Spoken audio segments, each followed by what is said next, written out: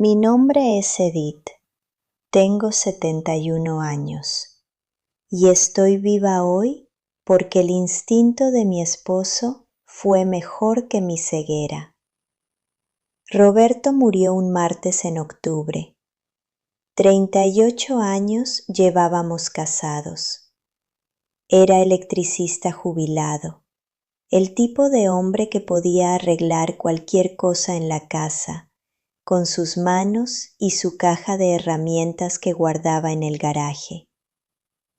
Cuando se enfermó, pensé que teníamos tiempo. Pensé que tendríamos más años. Pensé muchas cosas que resultaron ser mentira.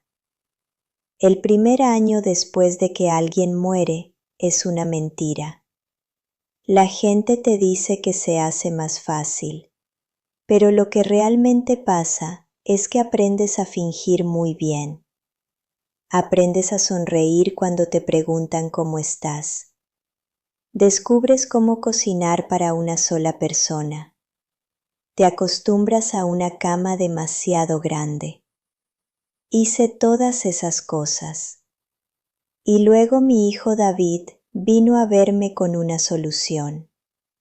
David tenía 34 años. Estaba casado con Teresa hacía 5 años. Y en ese tiempo había notado cosas que probablemente debería haber dicho en voz alta, en lugar de solo guardarlas en mi mente. Teresa caminaba por mi casa como si estuviera contando las habitaciones, no visitándolas. Sus ojos se movían de una manera que no debería moverse los ojos de una nuera. Pero era la esposa de David, siempre educada, siempre sonriendo, siempre sugiriendo cosas. Mamá, te ves tan cansada, decía, sentada en mi mesa de la cocina, con una taza de café que nunca llegaba a beber. Esta casa debe ser difícil de mantener sola, ofrecía, mirando las molduras del techo. ¿Has pensado en algo más pequeño? ¿Algo más fácil? Me avergüenza admitir que funcionó. Estaba cansada. La casa sí era difícil de mantener. Estaba sola de una manera que solo tiene sentido si has pasado casi 40 años con alguien y luego simplemente se van. Fue entonces cuando David mencionó el sótano. Mamá, dijo cuidadosamente, ¿y si lo rentaras? Podría ayudarte con los gastos. Y no tendrías que pensar en mantener el resto de la casa sola. Tal vez te ayudaría a sentirte menos sola. Teresa había orquestado esta conversación tan perfectamente que no lo entendí hasta mucho después. Ella hizo que David lo sugiriera. Se aseguró de que fuera amable. Se aseguró de que sintiera que era mi idea, o al menos mi elección. Para cuando Santiago Hardwick se mudó, realmente creía que lo quería. Santiago era callado. Eso fue lo primero que noté. Se mudó al apartamento del sótano. Teníamos un sótano terminado con entrada separada. Y durante 8 meses apenas escuché de él. Iba y venía a horas raras, madrugadas, noches tardías. Era consultor, me había dicho Teresa. Viajaba mucho por trabajo. Eso explicaba el horario. Teresa se encargaba de todo. Le mostró el apartamento. Redactó el contrato. Cobró los $850 cada mes. Me dijo que el contador de David decía que era más fácil si ella manejaba el alquiler. Lo manejaría todo, y eso me ayudaría. Nunca lo cuestioné. Tenía 70 años, estaba cansada y de duelo, y me habían enseñado toda mi vida a no hacer preguntas impertinentes sobre dinero o los arreglos de otras personas. El hombre del piso de abajo se convirtió en como un mueble. Ocasionalmente escuchaba pasos. Una vez lo escuché hablando por teléfono a las 2 de la mañana. Parecía una persona bastante agradable en las raras ocasiones en que nos encontrábamos. Educado, olvidable. El tipo de persona que pasas en el buzón y olvidas 3 segundos después. Pero todo lo demás en mi vida se estaba volviendo más claro, más agudo, equivocado. Teresa estaba más. Había empezado a tener conversaciones con David que se detenían cuando yo entraba a la habitación. La casa comenzó a recibir nuevas cerraduras. Por seguridad, decía. Cuando pregunté dónde iba el dinero del alquiler del sótano, ella y David intercambiaron una mirada y me dijeron que se estaba apartando para emergencias. Mi cuenta de emergencia, muy considerado. Empezó a hablar de que la casa necesitaba trabajo caro, reparaciones del techo, problemas en los cimientos. Un contratista vino y de repente el costo de mantener la casa en pie era $45,000.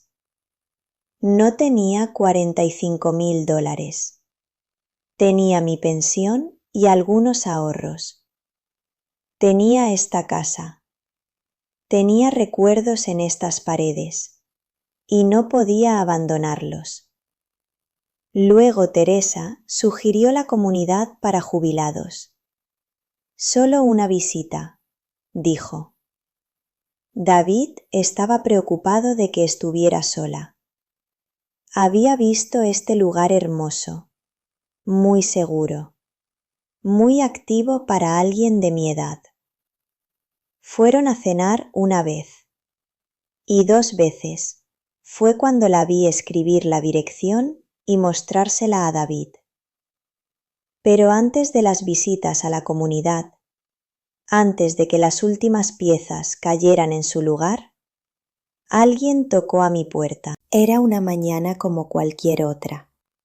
Estaba tomando café en la cocina, sentada en la silla exacta donde solía sentarse Roberto. El toque fue fuerte, no frenético, pero deliberado. Abrí la puerta y había un hombre que había visto una docena de veces yendo y viniendo de mi sótano. Tenía algo en la mano. Señora Edith Chen, dijo, y recuerdo haber pensado lo extraño que era que usara mi nombre completo. Mi nombre es Santiago Hardwick. Necesito que vengas conmigo ahora mismo. No le digas a nadie. No hagas maletas. Ven ahora. Abrió la mano y había una credencial. Una licencia de investigador privado. Mi corazón, que había estado latiendo normalmente un segundo antes, parecía detenerse y luego comenzar de nuevo con un ritmo diferente. Un ritmo que significaba que algo había salido muy mal. Me llevó a una camioneta estacionada en la calle. No recuerdo haber decidido conscientemente confiar en él, pero subí. Creo que fue la manera en que dijo mi nombre, como si supiera algo sobre mí, como si me estuviera salvando de algo que ni siquiera había identificado como peligro. Conducimos a un almacén de almacenamiento en las afueras de la ciudad. Santiago abrió la puerta y entré a un mundo que no tenía sentido hasta que tuvo un sentido perfecto y horrible. La pared estaba cubierta de fotografías, documentos, recortes de periódicos. En el centro de todo estaba la cara de Teresa, pero en algunas fotos su cabello era diferente, su nombre era diferente. Lo vi escrito en diferentes caligrafías, en diferentes artículos que abarcaban 8 años. Ha usado al menos 7 alias, dijo Santiago silenciosamente. Su voz era la voz de alguien que había aprendido algo terrible y tenía que decírselo a alguien. Tiene un sistema. Conoce hombres que son recientemente divorciados o viudos. Hombres con propiedades, dinero. Se casa rápido. Una vez casada, se enfoca en la madre o la suegra. Las aísla. Convence al hijo de que la madre está teniendo problemas cognitivos, problemas de memoria. Obtiene poder notarial sobre sus finanzas. Y luego, y quiero que entiendas lo serio de esto, señora Chen, orquesta una situación donde la madre tiene un accidente, o declina rápidamente, o se vuelve incapaz de tomar decisiones. Estaba temblando. No recuerdo haberme sentado, pero estaba sentada. Había 2 más antes que vos, continuó Santiago. 2 otras madres. Patricia Hendricks en Denver. Margaret Yoshida en Portland. Ambas viudas con propiedades y pensión. Ambas tenían hijos que se casaron con mujeres que parecían perfectas. Ambas mujeres están muertas, señora Chen. Dentro de 18 meses de que su nueva nuera entrara en sus vidas, estaban muertas, declaradas accidentes o causas naturales, pero muertas. Abrí la boca para hablar, pero no salió sonido alguno. Tu esposo vino a verme 3 meses antes de morir, dijo Santiago. Dijo algo sobre que la nueva novia no le sentaba bien. Quería que investigara. Quería saber si sus instintos eran correctos. Me pagó para que vigilara, para reunir evidencia, para esperar. Y lo hice. Observé desde tu sótano durante 8 meses, porque tu esposo tenía miedo de que algo estuviera muy mal.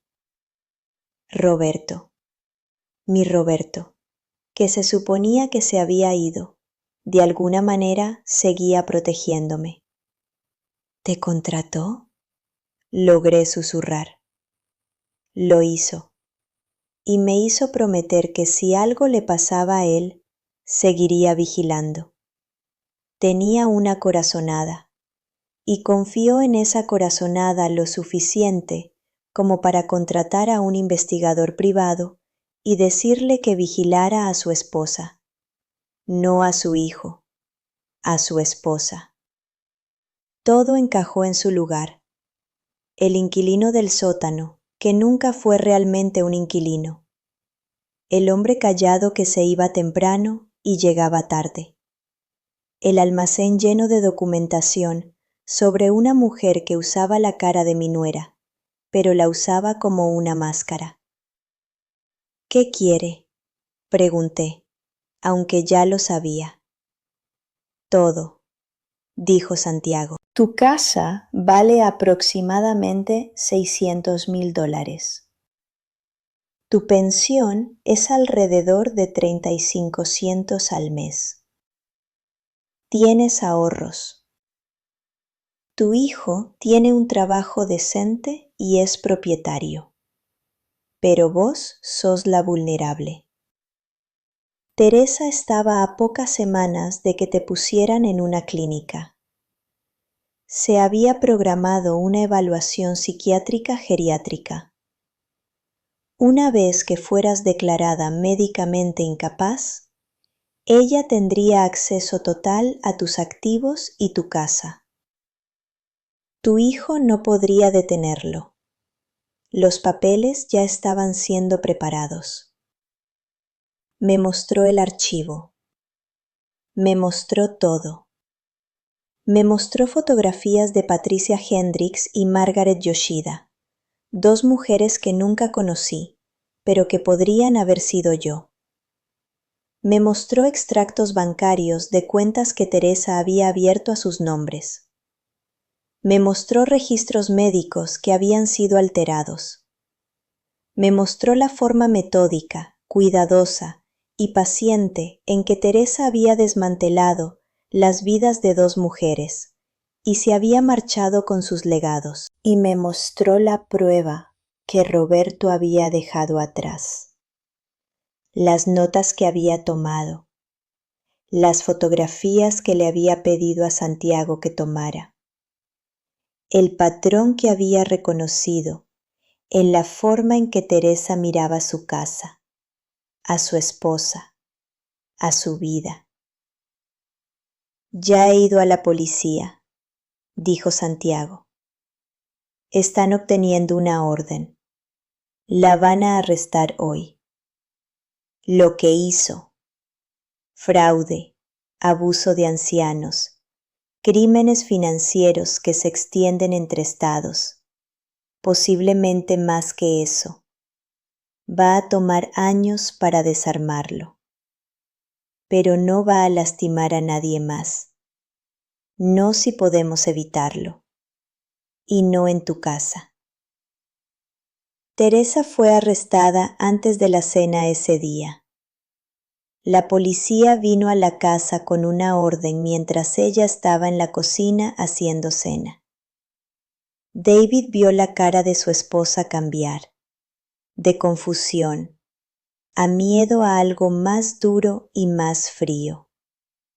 Vio sus manos siendo puestas en esposas. Vio la vida que pensaba que tenía colapsar de la misma manera que la mía casi lo hace.